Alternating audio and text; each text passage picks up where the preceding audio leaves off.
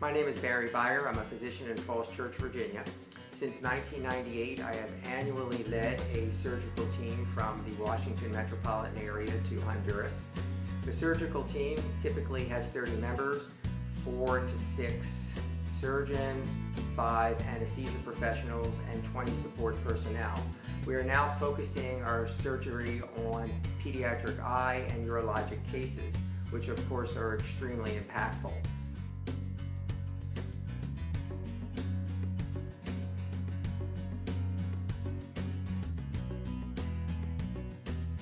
Our team typically does 60 to 70 TURPs and approximately 25 to 30 strabismus surgeries. The TURPs are completely so life-changing. These men, many of whom have had to go to a catheter clinic at a community hospital every 2 weeks to have their catheter changed, sometimes for 2, 3, 5, even 10 years, are able now to live a life without a urinary catheter, which is just so dramatic and so impactful for them. The pediatric eye work has been involved primarily with children that have strabismus. They come in with their eyes significantly misaligned, and then after a 25-30 minute surgery, perfectly straight.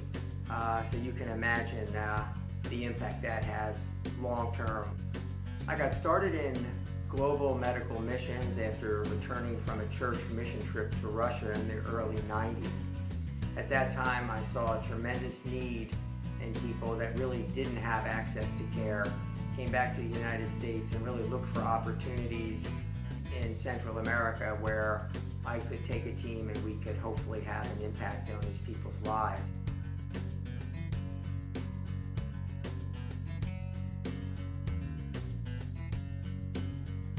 Not surprisingly, there are many challenges that arise during the mission trip. You can be sure that the hospitals where we work or that are typically found in the third world are nothing like the hospitals that you would find here in the United States. The hospitals that we work at in Comayagua are quite good. Some of the facilities are really some of the best you'll find in the third world.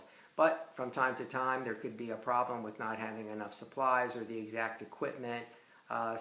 Usually, we know about those things, and we have ways to work around whatever problem comes up. But you certainly need to be flexible. You certainly need to be ready to look for ways to make it work when it looks like you won't have exactly what you need. And the first thing that comes to mind when we get into that kind of conversation are the mothers who bring in their young children with strabismus, crossed eyes, and how the mothers' expressions on their faces are always very much so concerned and worried about their child, and the child just looks like a child, just they are looking around the room, but their eyes are not aligned properly. And then after surgery, what I see every time is a mother beaming, just with this happy smile on her face, holding a child with a red eye who's crying, who's just crying so much because they just left the recovery room and they had an IV in and they were sort of traumatized in that way, but their eyes are aligned. And it just sort of strikes me, as much as of course I wish the child wasn't crying, I know that that's going to be over soon and their eyes are fixed and the mother's beaming, and of course the whole OR team is just smiling from ear to ear.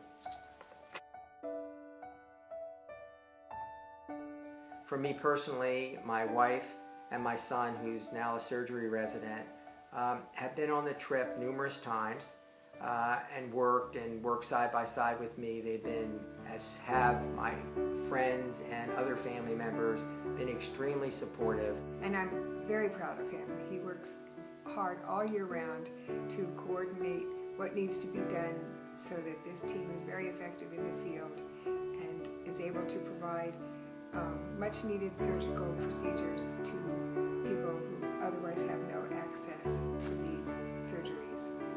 These experiences I've had personally on the mission field have certainly made a difference in my life, both in my personal life with my family and in my professional life as a physician. I think it's really made me a better doctor, more tuned into my patients and really wanting to have a very positive impact in their life and relate well to them with whatever medical needs they may have. As a third world mission team leader, I think the world of giving to extremes. If you ever get into conversation with me, it's pretty likely we'll be on the topic of medical missions. And I can tell you medical missions won't happen or won't be as impactful without support. And what I mean is financial support.